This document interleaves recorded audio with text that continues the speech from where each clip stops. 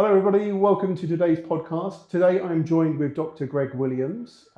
Greg is the Vice President of the British Association of Hair Restoration Surgery.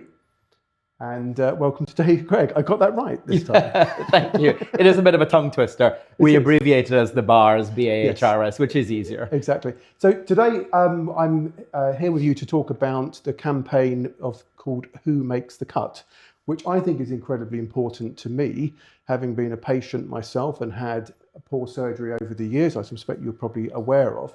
So just tell us a little bit about the campaign, the reasons why you've started this campaign. Yeah, so as you and your audience will know, FUE, follicular unit excision, is the popular technique these days. Personally, I don't think it's necessarily a better technique than the strip procedure, but there are significant advantages, which is why it's popular.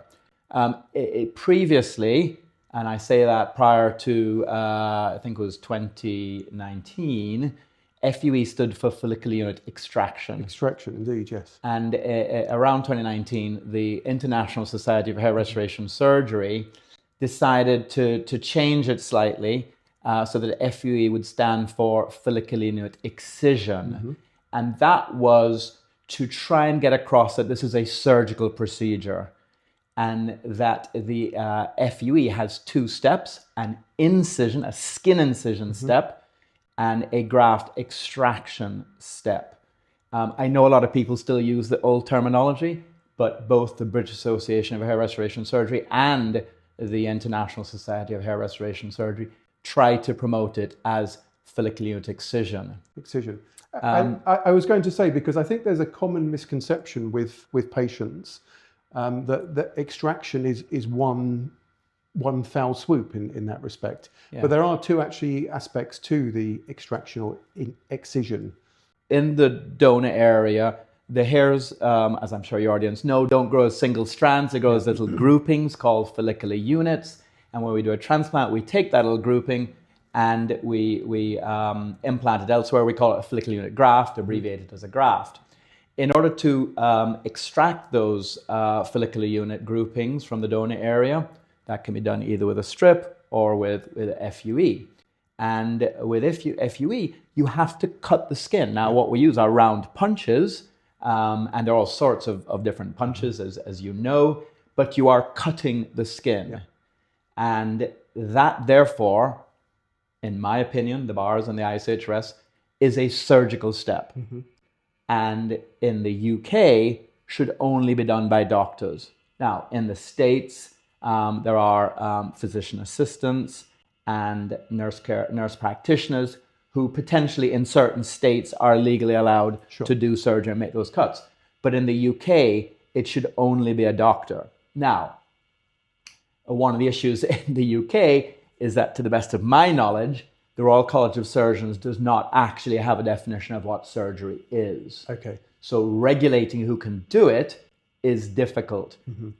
Also, difficult to believe in 2026, but my understanding is that in the UK, there is actually no law about who can operate on a human being. Right. Now, veterinary medicine is protected, so I can't operate on a cat, but theoretically, a vet can operate on me. Same thing with dental procedures, and that's why a lot of dentists are allowed to do non-dental procedures, but I can't legally extract teeth. And so the standards that we have for hair transplant surgery in the UK were set up by the Cosmetic Practice Standards Authority. They're owned by the Joint Council for Cosmetic Practitioners, and the GMC endorses those standards. And those standards very clearly say that only doctors should make skin incisions. Now, there are a lot of clinics and doctors around in the UK who will suggest that when we talk about incisions, we're only talking about the recipient area cuts. Yeah. And that in the donor area, those really aren't incisions. Well, they are. Okay. You and I well know there's a lot of bleeding. There are holes that need to heal. When you add up the surface area of thousands of 1 millimeter diameter holes, that is a huge surface area wound. Yeah. So there's no question in my mind that the incisions as part of FUE, that's a surgical step and should only be done by doctors. So our campaign, Who Makes the Cut, is to try and help patients understand and navigate the difficult, complex and confusing terminology. What's an incision? What's an excision? What's an extraction? What's FUE? What's surgery? What's not surgery? That's the purpose of the campaign. Okay, great. So I think just obviously for people who may not fully understand is that the extraction, as I was always been calling it in the old money, or the incision, is a two-stage procedure, and a doctor should only score the skin. Yep. And then, and again, I we use these woolly terms like score. Yeah. It's not score. Cut the skin. Cut the skin. And that's why we're calling it Sure. Who Makes the Cut, to get across, because there are a lot of clinics that use this woolly terminology and say, oh yes, the technicians do extractions, and you can interpret that two ways. That the technicians are doing the non-surgical step after the skin has been cut around the pulling the grafts out. That's the extraction. Right. But by the old terminology, FUE, the skin cut and the pulling of the hair, was all called extraction. Exactly. Yeah. So it's very confusing to patients. Yeah. And we have an infographic that I hope you'll be able to show, yes. Where those different elements are very, very simply explained. Okay.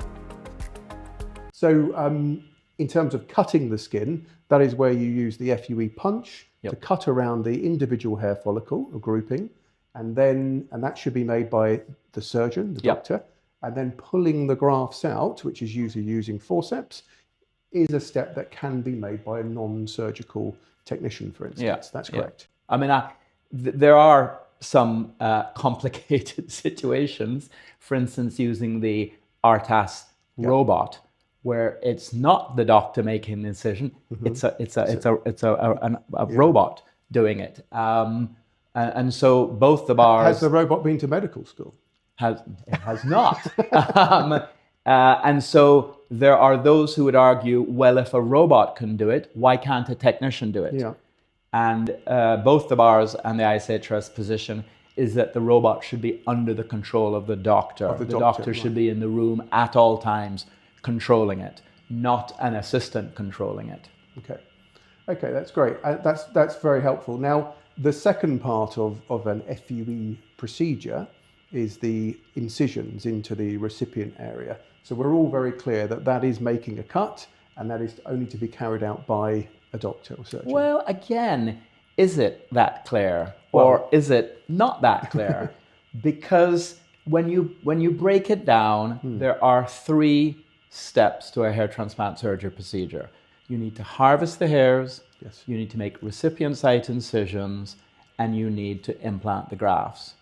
Now, there's another confusing term out there, is DHI. Yes. What does DHI mean?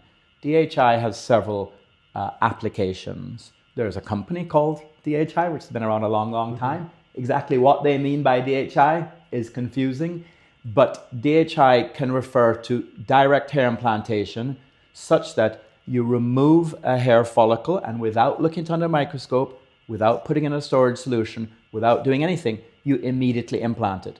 That's direct hair implantation. There are some clinics around the world that call that direct hair transfer, but it's the same thing. But what most clinics are using the term DHI to mean, and what most patients may or may not understand, is the use of a sharp implanter. Yes. Now, when you make a sharp implanter, when you use a sharp implanter, you are making the skin incision and then immediately injecting the follicular unit using a sharp implanter. And there are those that will argue that actually when you use a sharp implanter, you're not making a skin incision. Again, I would suggest that's not true. Yeah. The sharp needle is making an incision. Yeah, I agree. And there are clinics around the country who will say, oh yes, the doctors make the incisions, but they are only referring to the recipient site incisions, be that pre-made incisions with a blade or a needle, or a sharp implanter. And again, the Who Makes the Cut campaign, although it's focused on the incisions in the donor area, we're also saying that the recipient site incisions, even if it's with a sharp implanter, should only be done by a doctor. Okay. And to add more confusion to our viewers, there is another aspect in terms of where the surgeon, the doctor, may make pre-made incisions into the recipient area, and then the grafts are implanted using like an implanter pen, Yes. which is a dull So the idea with a dull implanter is that the assistant is implanting the follicular units into a incision that has already been made. So they are still doing a non-surgical step. Yeah. That can be done with forceps or a variety of implanters. And that's fairly common industry-wide in terms of internationally that is accepted. Will place the grafts into the recipient sites. Yes, you can argue that it is somewhat arbitrary that it has been deemed surgical to make skin incisions, but the other steps are non-surgical. Yeah. That may or may not be so, and there are arguments for and against it, but that is the internationally accepted standard by the professional bodies. Okay. And has been backed up in some countries by law. Okay. Unfortunately, not in the UK. Okay. So in the UK, it's not illegal in terms of what we're describing here today for non-surgical people such as technicians to make incisions. So there has been one case that's gone to court with a conviction where an individual, this is not hair transplant surgery, was doing surgery for no medical purpose. Okay. And that was why the conviction came down. As far as I'm aware, there are no cases that have yet gone to UK courts. I am very much looking forward to the first one to set a precedent. And very interestingly, it may set case law for what is surgery in the UK, hair transplant surgery, because they are going to have to come to a decision on what is surgery. As I say, the Royal College of Surgeons does not have that defined. What I will say is that, and something I do say to patients regularly, and the British Association of Hair Restoration Surgery says to patients, is that if you feel that you have had surgery by a non-doctor and you have not explicitly consented to that, then you can take that to the police. You can take the assistant to the police for assault and battery. Wow. Okay. And I would suggest you can report the doctor to the General Medical Council for unethical medical practice in delegating surgery to a non-doctor technician assistant. Okay.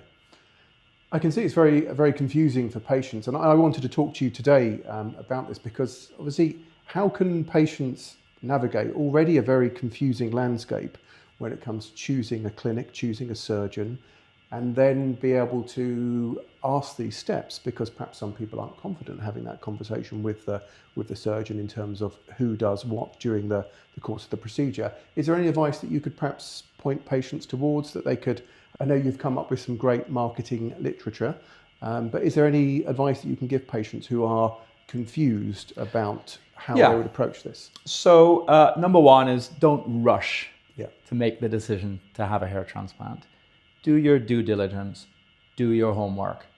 The BAHRS Who Makes the Cut campaign is on the back of the ISHRS, the International Society of Hair Restoration Surgery's Fight the Fight campaign. Okay. Something else we can talk about, but that campaign was started many years ago to, again, talk about the inappropriate delegation of surgery to non-doctors. At the time, it was aimed mostly against the health tourism market overseas, particularly Turkey, where that model of delegation was standardized. That practice has now been exported not just to the UK, but pretty much to every country around the world. So there is a specific website or web page of the ISHRS, which is dedicated to this Fight the Fight campaign, so they can go and look there. Okay. They can certainly go to the BAHRS website, which is bahrs.co.uk. There is a tab specifically for advice, and on there we try to explain the terminology. There is also a infographic about checklist of things that you can go through. And again, I hope we can show that to the audience here, along with a link. And there's also an infographic about red flags, things you should look out for.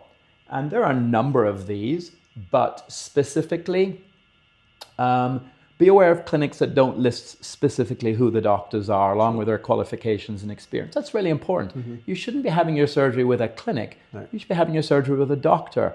You should be establishing that relationship with the doctor from the time of the consultation. And ideally, they're the one who's going to be doing your surgery and executing the plan that you've agreed with them. And that plan should not be being made on the day. Ideally, it should be at least 2 weeks before the surgery. There's a cooling off period that we talk about in plastic surgery and aesthetic surgery, and that should apply to hair transplant surgery too. So make sure you know who your doctor is going to be and that their qualifications and experience is clearly listed on the website. Number 2, right from the onset, ask who will make the cut. And on the back of the ISHRS Fight the Fight campaign, a lot of patients these days are asking that question. But we are trying to make this specific to the UK, and our tagline here in the UK is who makes the cut, and that is both the cuts in the donor area and the cuts in the recipient area. And you should ask that again the morning of the surgery, reinforce it with the person who's going to be operating, and when you're having your surgery. A lot of it is going on behind the back of your head. A lot of people are walking around. You may not know who's a doctor, who's not. Ask people, what's your role here? What's your name? And make sure that when you're having the surgery, you are aware of who's doing it. Now, you're in a bit of a stuck spot if halfway through the surgery or at the beginning of the surgery, you realize it's not the doctor who said they were going to do it. You've paid your money. You probably had a bit of sedation. And all of a sudden, it's not who you thought it was going to be. What do you do? Difficult. Well, it is incredibly difficult, and that's why I wanted to talk to you about this campaign, because from a patient's perspective, is that they may have been sold this procedure where the doctor is making the cut, and then the doctor may start off doing that, may take a few grafts out, and then suddenly disappear out the room, go and do some consultations, and it's all quite quiet, that you're face down on a massage table. So how do you actually know? That is about the trust that you establish with a ethical hair transplant clinic and an ethical hair transplant doctor. And there's so much trust in this field, because if I say I'm going to do 3,000 grafts, how do you know if I have harvested 3,000 grafts? How do you know if those 3,000 grafts, half of them aren't transected? How do you know if I've implanted 3,000 grafts? There's a lot of trust, and you will generally find that the clinics where the doctors are doing the surgery and the ethical standards are higher will be more expensive. Yes. And, there are a lot of cheap clinics around, not just overseas, but more and more in the UK.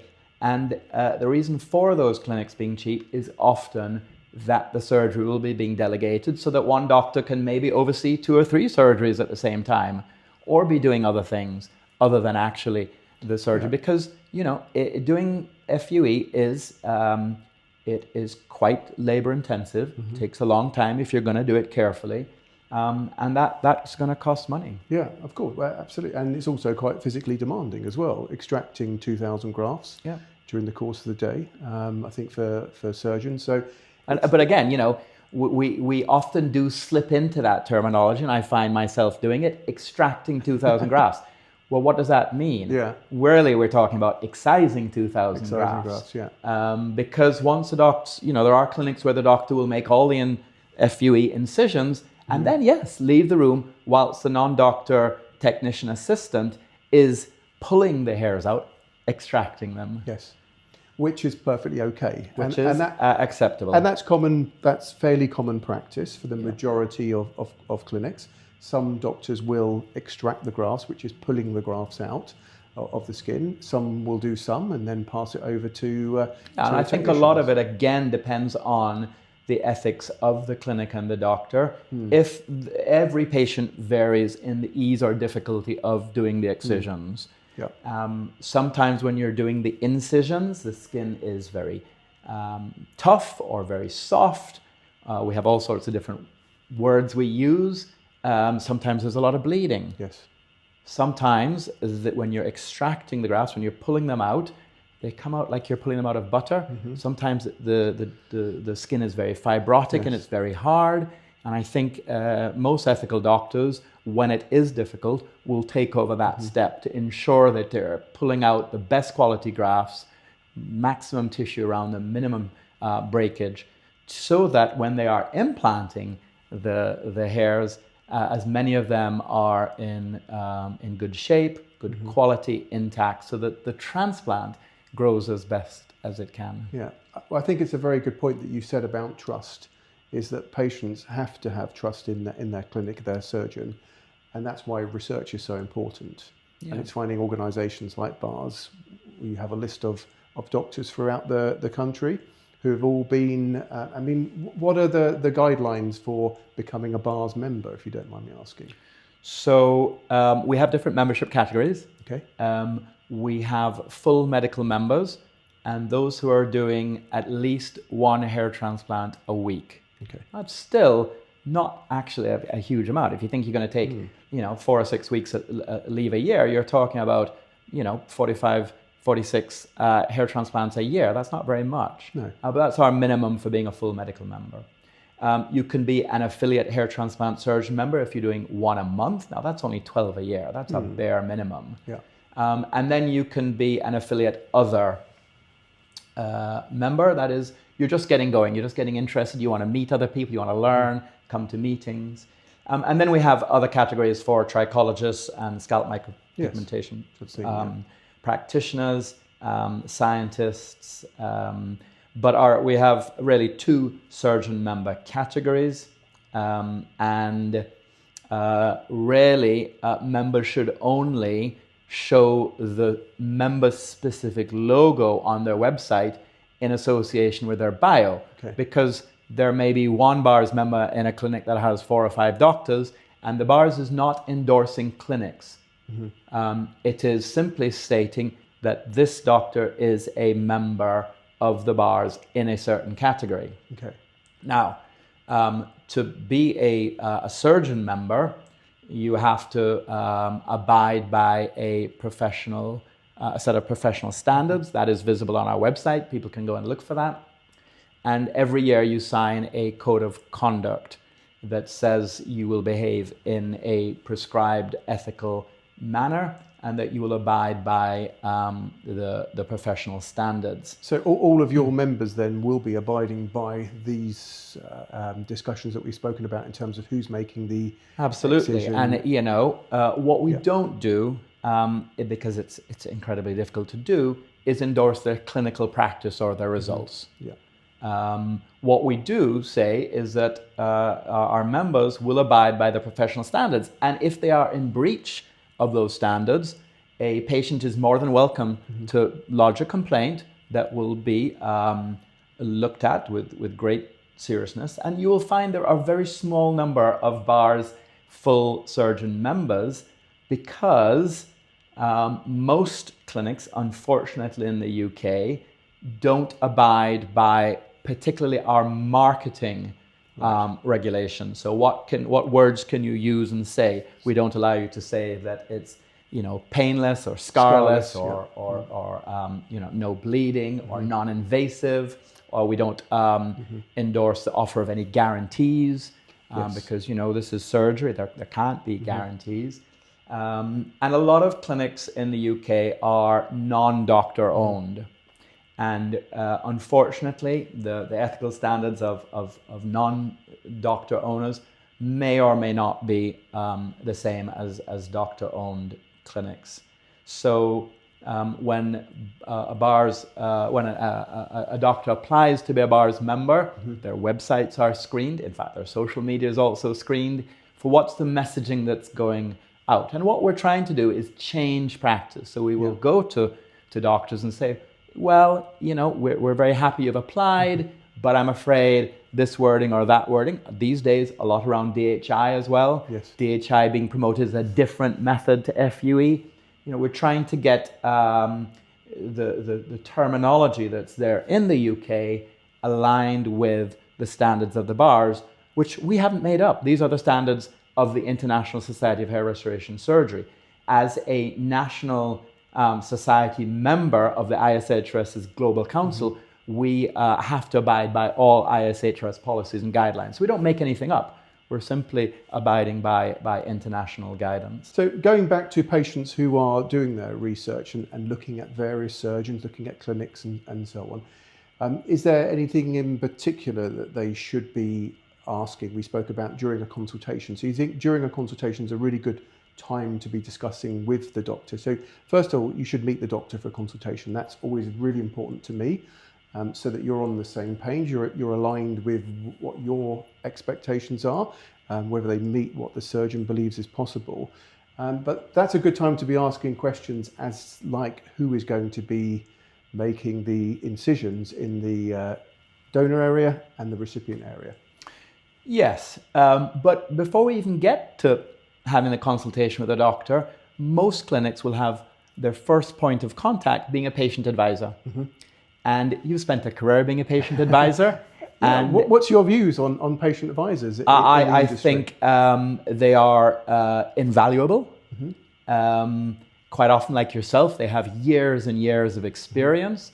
They may often have had their own transplant, so they can empathize with a patient's feeling of loss and loss of self-recognition, loss of self-confidence when they lose their hair. But a patient advisor, in my opinion, should be giving the sort of information that you can get off a website or off a pamphlet. The BAHRS advice is that a patient advisor should not be making surgical planning decisions. So that is the number of hairs or grafts required, the donor harvesting method, the design of the transplant. Those should be made by the doctor, and preferably the doctor who's then going to be doing it. Unfortunately, as you are well aware, there are so many clinics in the UK where the non-doctor advisor, a layperson, is making all of the decisions. And then you meet the doctor on the day who is expected to execute the plan that the patient has paid for. That's wrong.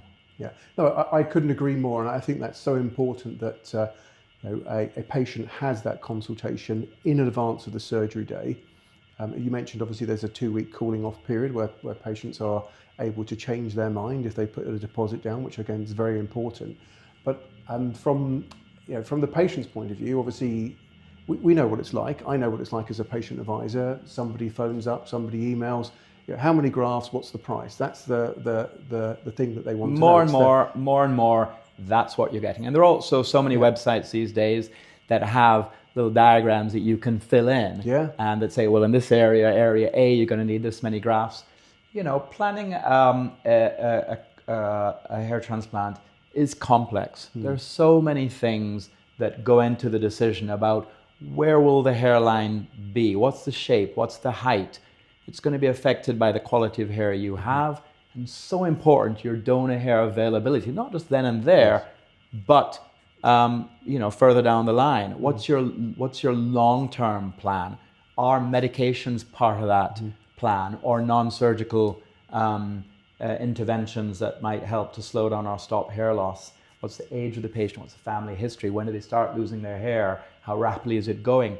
All of these things go into that, that ethical plan. And there are so many clinics these days that talk about unlimited grafts, maximum number of grafts.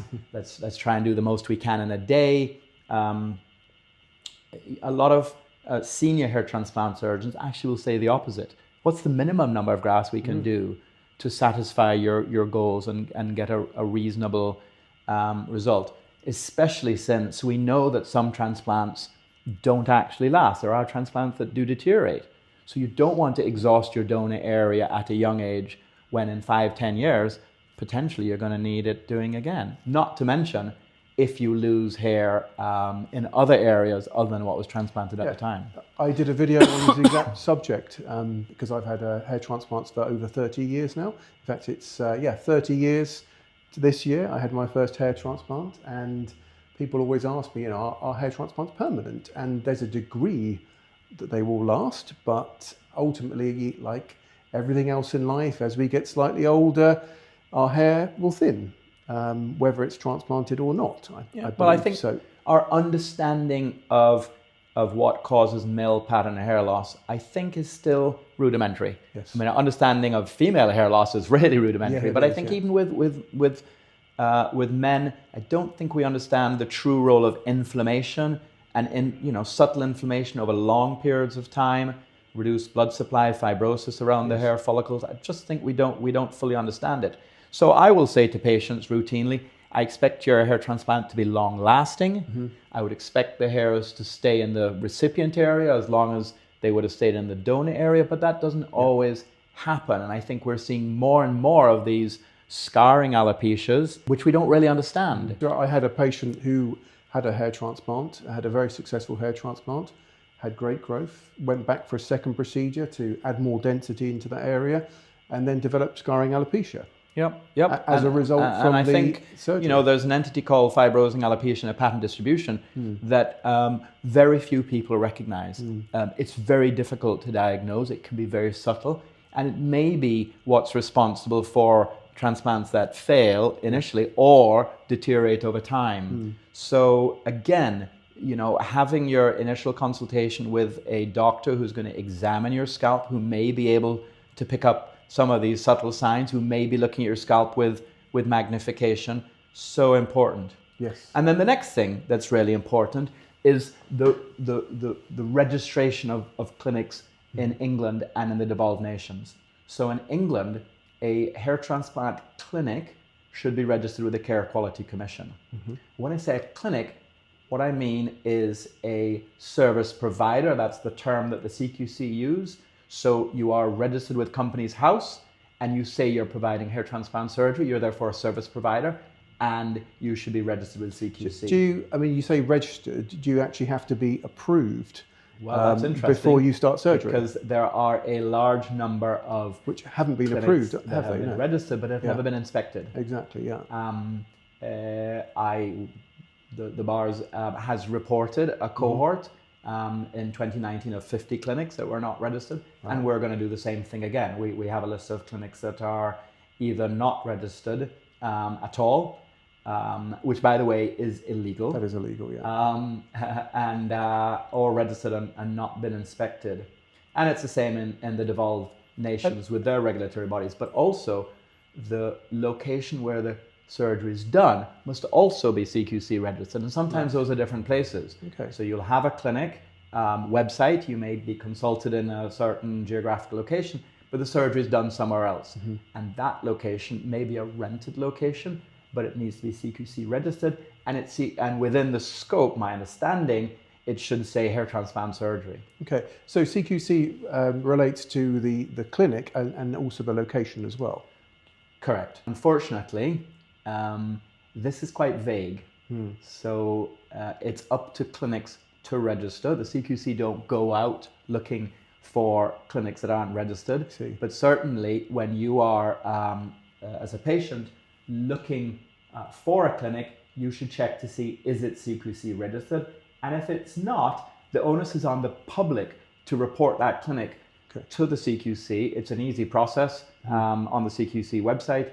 to say, look, I have a concern. This clinic says they're offering hair transplant surgery, but they're not registered. Okay. But they can register, but actually then avoid having an inspection for a number of years. I'm not sure when we say avoid, it's not the clinic doing that. I think it's just a delay in time. It's fair to say that that CQC itself is having its struggles, right? Okay. And hopefully that will be rectified in the coming months and years, so that the public can have confidence that hair transplant clinics have been properly inspected and assessed, because there are nuances about hair transplant surgery different to other forms of aesthetic surgery and non-aesthetic surgery. And that's one of the problems that CQC has inspecting the private sector, is that there's so many different providers of niche services, of which hair transplant surgery is one. Okay, and I understand that CQC is different in certain other countries within the UK. In Wales, it's Health Inspector Wales. In Scotland, is it different, or is it CQC as well? They're different. No, CQC only is responsible for clinics in England. In England, sorry. In Northern Ireland, Wales, and Scotland, they have their own regulatory bodies. Right. Okay, I understand. If a patient feels that he has some aspects of the surgery that have been carried out by non-medical person, can they speak to BAHRS? Can they report it to you? Unfortunately, I mean, we're always want to hear what's going on, so we're aware of what's going on in the industry in the UK. Unfortunately, we don't have any power to do anything about that, other than to signpost people to what they can do. And my suggestion is that they report the doctor to the GMC. And my message to all doctors who are delegating is that your medical license is at risk if you are delegating surgery to a non-doctor technician assistant. Now, again, there are several cases I'm aware of currently with the GMC, and what I'm hoping is that, unfortunately, a doctor is going to be severely sanctioned, and that will act as a precedent to warn other doctors of what can happen. Now, increasingly, there are more and more junior doctors coming into hair transplant surgery being taught by doctors who delegate, being told this is normal, it's not wrong, it's not illegal, and they don't know any better.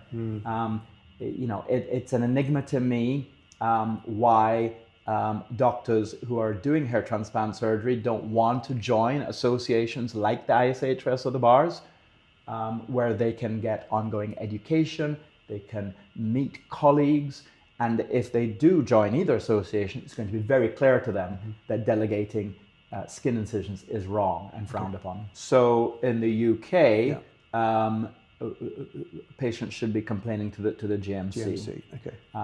That is the licensing body for doctors.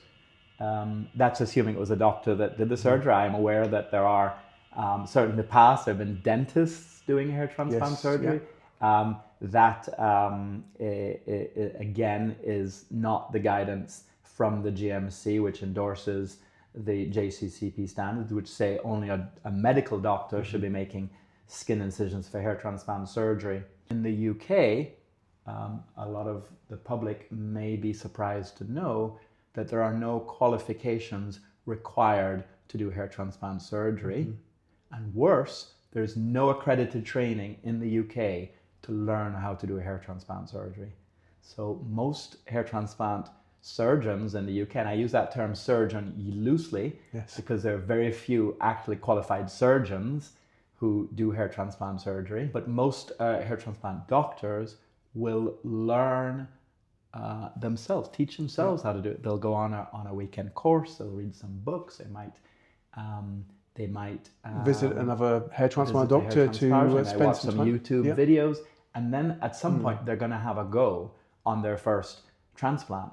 So is there any particular accreditations that you should look out for patients should look out for if they are selecting a surgeon? So the only worldwide recognized accreditation is the American Board of Hair Restoration Surgery. That has a very, very robust exam. So if somebody is a diplomat of the ABHRS, they have the knowledge. It's a tough exam to get through. There is also an oral element to the exam, where doctors are asked various scenarios, and they have to show competence and to some degree experience, but there's no test of skill that I'm aware of in the world. So there is no sort of course that a doctor would have to go on to show his skills in terms of... That you pass a practical exam, not that I'm aware of. Not Certainly like not in the So UK. not like a driving test where you do you do the theory and the actual nothing practical. like that in the UK. Okay. So again, when you're doing your homework, you want to know who is the doctor who's going to be operating on you, what are their qualifications, what's their experience, and you'll see so many clinics where it says the doctor's done, has 10 Thousands. years of, or 10 years of surgical experience. Yeah. Now, yes, they may have been a trainee doctor doing minor surgical procedures in the NHS for 5, 6, 7 years, and then started doing hair transplant surgery last year. But they are saying, I have 10 years of surgical experience, and I've done thousands of procedures. Well, you can do the maths. If you're doing one procedure a day and working 5 days a week, that's not 1,000 procedures a year. That's less than 350 a year. So to do 1,000, that's 3 years. To do 10,000, that's 30 years. There are not that many hair transplant surgeons in the UK who've been around that long. No, I know people seem to sometimes get so hung up about the numbers that a surgeon's done, and sometimes you would worry, unless that surgeon's been doing hair transplant surgery for years, like you say, then actually doing lots of numbers is either an outright lie or miscalculation, or you'd worry they're actually doing multiple procedures during the course of the day. Sure. I mean, if you're doing 3 reasonable sized procedures, how are you managing to be doing all the surgical steps? But also, are you going to be available if 2 patients have, say, a cardiac emergency at the same time? Are you going to be able to give your full attention to both individuals? So is the practice safe? As to why would this matter to patients who they're looking at the results, they're thinking to themselves, that's a great result, this clinic, and I go there and I may be told that the doctor maybe does some of the incisions in the donor area, but after that he's tested out the size of his punch, etc., that he needs, and then he hands it over to a non-medical person. So why does it matter to the patient, perhaps? It's a really good question. A lot of clinics will say to patients that the non-doctor technician assistant is very good, they're very experienced. They may say they're better than the doctor. They'll say it's normal practice in the UK and around the world for this to happen. And they will, and it has, I'm afraid, now been normalized in the UK that assistants do the surgery. And in fact, there are some clinics that will specifically consent the patient to have the incisions done by a non-doctor. Now, in a court of law, if you signed a consent form saying you're happy for that to happen, you may not have much of a case. I think even if you've signed that in the eyes of the GMC, then I think, I would hope that the doctor will be seen to have been highly unethical in delegating surgery to a non-doctor. Now, the delegation of procedures in medicine in the NHS is usually described as permissible if you feel the person you're delegating to has the necessary qualifications and experience to do the job competently. That rarely refers to delegating to junior doctors or potentially even medical students or healthcare professionals like nurse care practitioners, surgical care practitioners who have the skills and training. I don't think anywhere in any regulator's mind would they think doctors are going to be delegating to layperson, non-doctor. But you believe there are clinics out there who are getting patients to sign a waiver effectively to say that they will have non-medical. Okay. Right. And so your question is, why does it matter to a patient if they're going to get a good result? There are cases where the extractions are difficult, and it can be hard to extract the follicular unit, all the hairs in a follicular unit without damaging them. They will only grow if they're not damaged. And then there's a question of appropriate harvesting and the risk of over-harvesting. And I have seen numerous cases where the patient's donor area is significantly disfigured by assistants having done the surgery. It used to be the purview of only patients going overseas. particularly to the cheaper health tourism destinations. But more and more now we're seeing it in the UK. Yeah, I'm seeing that myself. But I think it's also accountability, though, isn't it? Really, because it is ultimately the doctor's responsibility.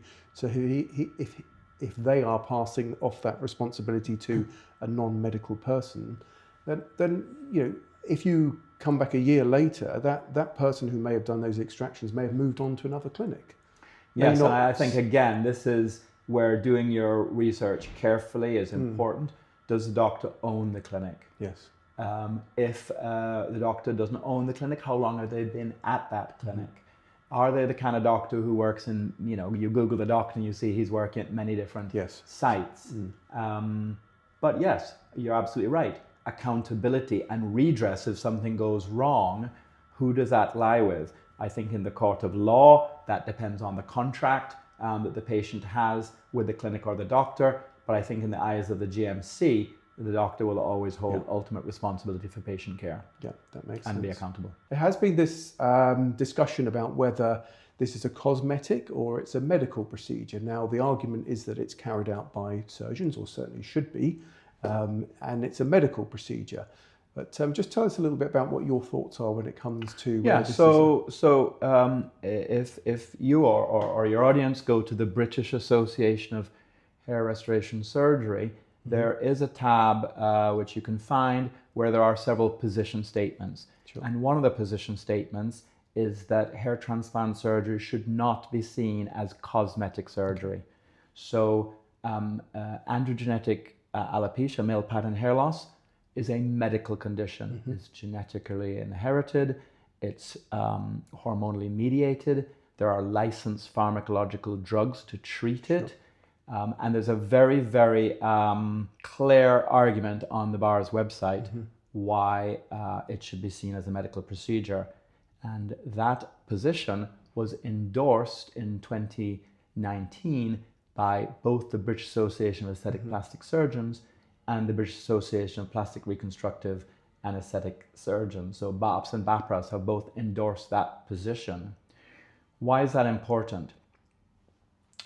Often hair is just, it's belittled. In the NHS, even patients who have lost hair through burns or surgery or trauma or radiotherapy, it will be seen as cosmetic. So the NHS does not pay, for the most part, for hair restoration surgery. For trans women, for instance, it's often seen as cosmetic and not paid for in the NHS, where other surgical procedures are. And insurers often won't pay for it. Even, we're not talking about for genetic hair loss in men and women, but for post-trauma, post-surgery, post-cancer, even reconstructive, insurers won't pay for it. And then there's the thorny issue of whether or not VAT is going to be applied if it is seen as a cosmetic procedure. Now, there has been a court ruling, a precedent, where the judge acknowledged that male pattern hair loss is a medical condition, and therefore, and that was quite a big milestone. Whether or not the surgery is seen as cosmetic or not in the eyes of HMRC comes down to how the patient is handled, in terms of, are they handled like a medical patient with proper history and examination and treatment options being offered, or if they simply come in to a commercial clinic where they see an advisor, they get booked, and there's not that proper due medical process. But no, the BAHRS very clearly sees hair transplant surgery, other than perhaps two conditions, perhaps men born with minimal beard growth. Okay, so a beard hair transplant is beard hair transplant, non-trauma, Sure. would be seen potentially as purely cosmetic. Okay. And female hairline lowering would be seen potentially as purely cosmetic. Okay.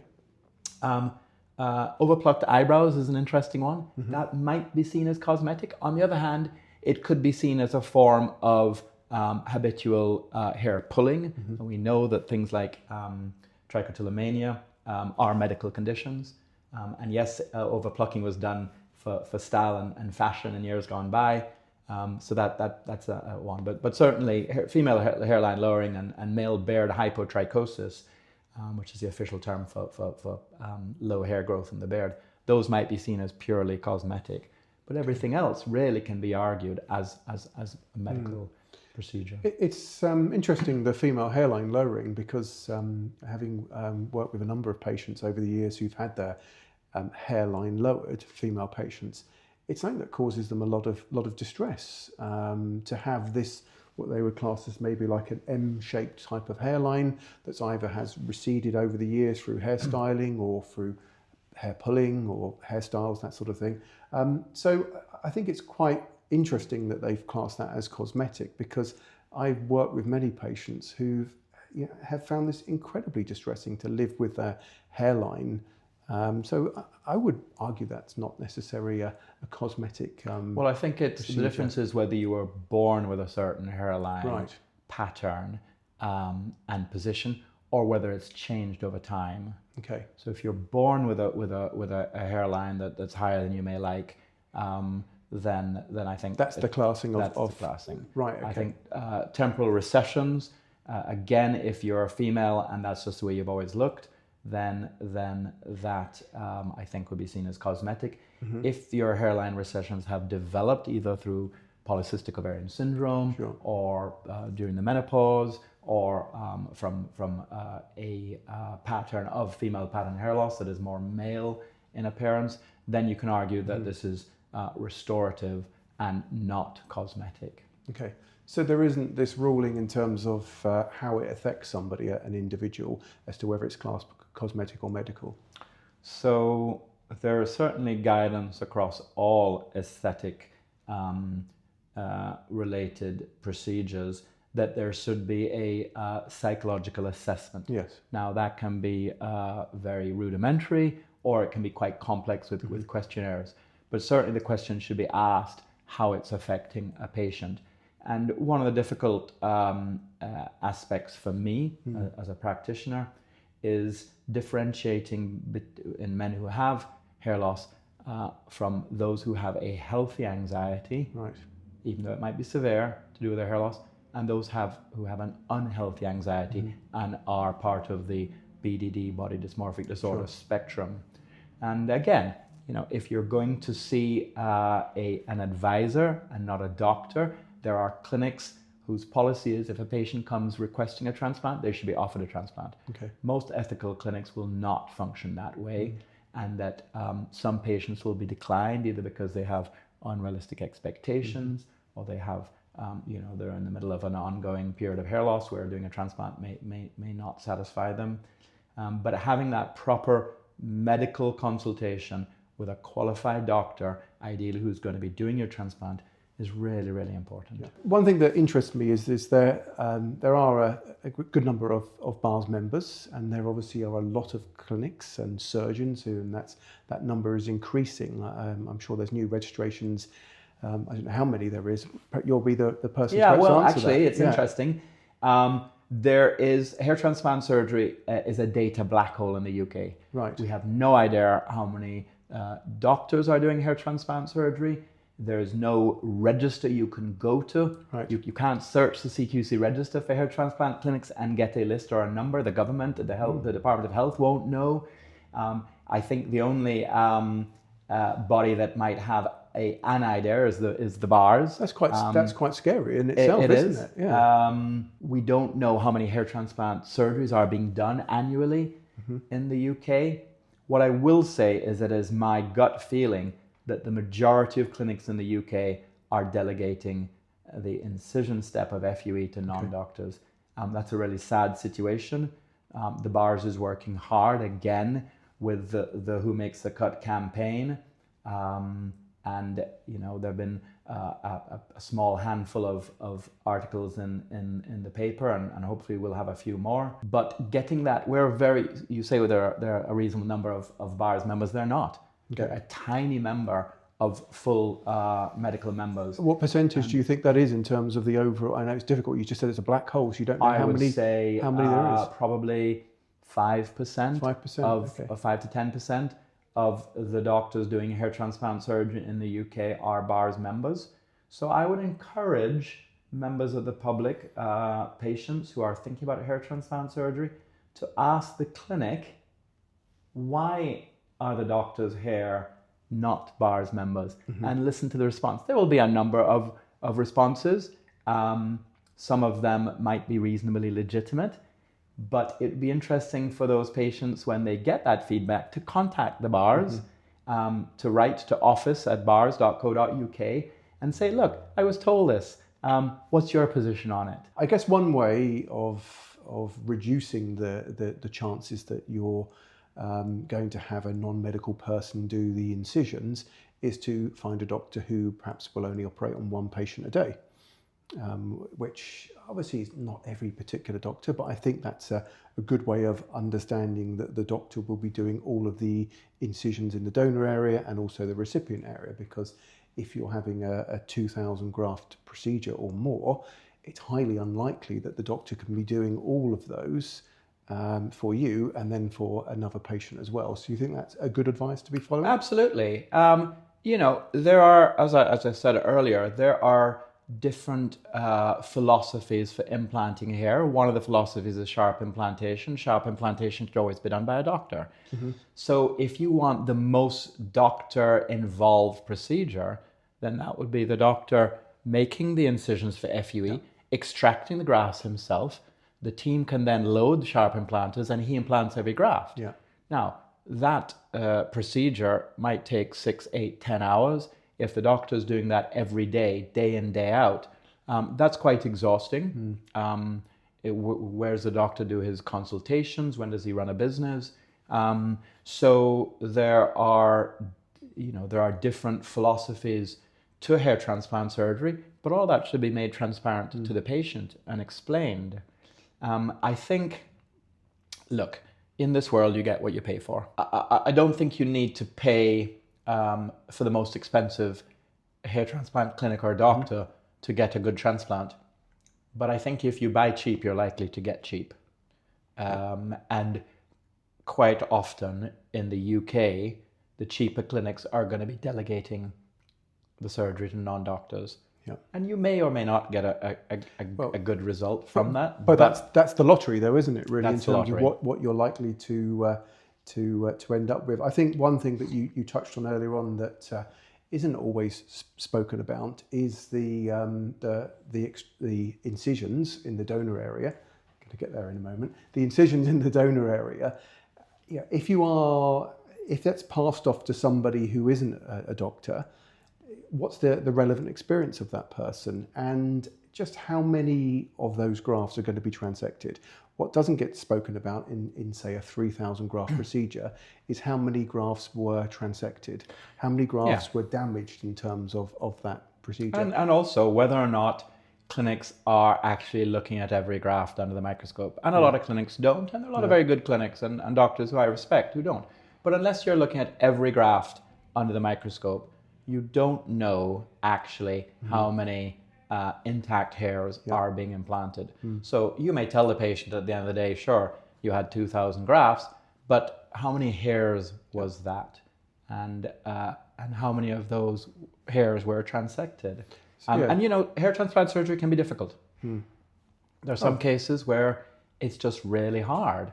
And as a doctor who's been doing it for 20 years, I find it hard. But I might make adjustments. There are thought processes going on in my head. But that's experience, though, isn't it? That leads you to that. Well, it's not just experience. I don't think so. It's analysis. And it's responsibility. Whereas if you're a technician, you don't have any responsibility to the patient. No. You're never going to see them again. You're being paid to extract however many grafts or whatever. And that's really important, though, isn't it? Because you're not going to so the technician is not going to be in a consultation a year later with this unhappy patient. So they can go about doing what they wish. No, at the end of the day, again, it comes back to, is it the doctor who's going to be responsible for your result, or is it the clinic, the doctor? If it's a freelance doctor, you may or may not see them again. Who is going to be responsible for that result? And in general, you'll find at the more expensive clinics, you will see the doctor who did your surgery, who did the consultation. you will hopefully have developed that relationship. And so I say it again, it does come back to how much you're willing to pay for your transplant. And I get that some people have a limited budget, and therefore they may make difficult decisions because they want it done. They may desperately want it done. They may be psychologically really vulnerable. Most clinics these days have great websites, lots of pretty before and after pictures, lots of 5-star patient endorsements. So it's difficult to pick out, which is a legitimate clinic, which is a clinic that's going to have high ethical standards. But you can sometimes, look at the wording on the website, see if there are any of those red flags. If you Google ISHRS red flags, the International Society has a list of misleading terminology. Certainly, if you're buying your transplant off Groupon or voucher, probably not going to be the best clinic. If you have clinics that are offering you 100% guarantees, growth guarantee or satisfaction, 100% money back guarantees, I would say stay clear.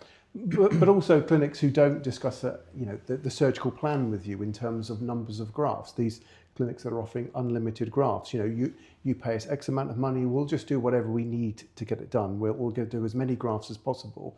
As we mentioned before, the skill, I think, for a successful hair transplant is doing as few grafts as possible. Absolutely. In order giving the illusion exactly of hair coverage, and something that is that's going to be age appropriate in the future.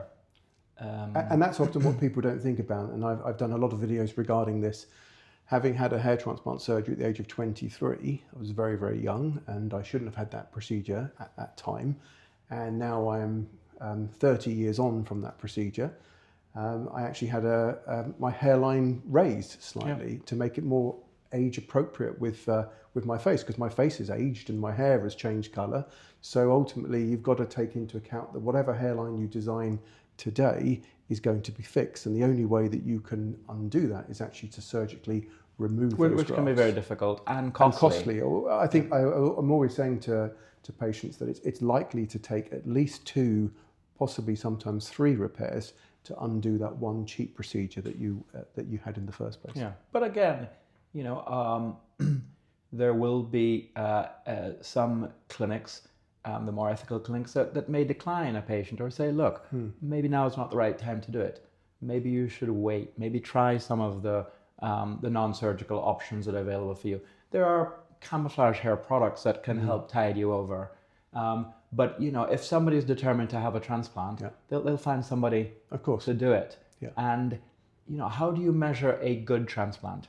There are no standardized outcome measures that we have currently, and most guys who have more hair than they used to have will see that as a success. Now, you can spot a really bad transplant a mile away, but there's a difference in my mind between a good transplant and a great transplant. Yeah. A great transplant should be really completely natural looking, even under close scrutiny with magnification. Perhaps even a hairdresser might not know you've had it done. A good transplant is when you've got more hair. And there are lots of the cheaper clinics where you'll get, a good transplant in terms of appearance. But a big issue is, how has the donor been managed? Yeah, it's very true. Has it been managed conservatively, judiciously, taking into account that you might need more hair in the future, so don't use it all now. Yeah. If the patient's coming in at 28 with a balding crown, but they're going to lose the front. They don't want to go on medication. They're going to lose the front. Now may not be the time to do the crown, and trying to explain that to patients, especially when you might be losing an income if the patient goes and has it somewhere else. But that's part of an ethical consultation. And ethical clinics will turn away a percentage of patients because it's not the right thing for them. Yeah, absolutely. I think crown surgery has always been very tricky because a crown might start off like a golf ball size and end up like a football size, and so I think that's incredibly important. And most patients do not have the donor supply in order to cover like a Norwood 6 patient, or if it's done like myself, having multiple procedures over the years, being on medication to try to hold on to as much as you possibly can. Every patient's different, and how you manage the donor availability, and not just the donor you have now, but the donor you're likely to have in the future. It's what we call the safe donor, because the bigger the area of hair loss becomes, the smaller the donor conversely becomes, and taking that into account. And you know, there is the age that's bandied about on the internet that you shouldn't have a transplant before 25. That's not. No. You know, there are different elements you need to consider. Of course, yeah. But the older you get, the more accurately you can predict how much hair loss you're going to have in the future. You know, if somebody's 22 and they're already a Norwood 6, well, there's no harm, you know, doing them, and they will have different expectations. But again, it comes back to knowing who is your doctor, what's their experience, what's their qualifications, how long have they been doing it, and feeling that trust that you're in a professional medical environment when you come in for the consultation. You know, you're not having a consultation with an advisor in a hotel room. Yeah, you know, that's very important. Yeah, and treating this as a medical procedure. I think one of the issues is that, you know, hair transplant surgery has been dumbed down. It's not really surgery. You know, it's not that different to maybe going to a spa and having laser hair removal. It's very different. You know, and of course, hair loss can be devastating, but what is often much worse is making the decision to have a bad transplant. Oh, crikey, yeah. And, you know, I've seen so many men who are just so traumatized by a poor decision that seemed like the right thing at the time, simply because they saw an advert or they met somebody who went somewhere and had it done and said, yeah, it'll be fine. And not doing that due diligence, taking the time to do the homework, think about it, and perhaps choose a surgeon who's part of an association like the BAHRS or the ISHRS. Now, there are many associations around the world, and some of those associations may endorse delegations. So again, you have to be aware. But I would say in the UK, choose a BAHRS surgeon. Yeah, thank you very much. Okay. It's been lovely to see you again. Thank you for taking the time to talk to me. Pleasure.